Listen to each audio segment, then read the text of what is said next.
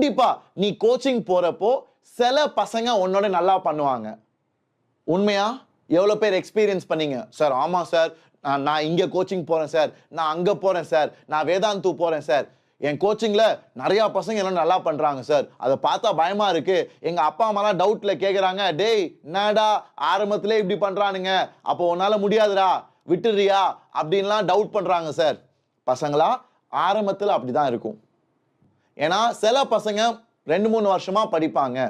ஆனா அதை பார்த்து பயந்து தேவையில்லாம ஆரம்பத்திலே முடிவு பண்ணிடாத, நீ வேஸ்ட், உன்னாலலாம் முடியாதுன்னு அந்த மாதிரி ஆரம்பத்திலே முடிவு பண்ணிடாதீங்க.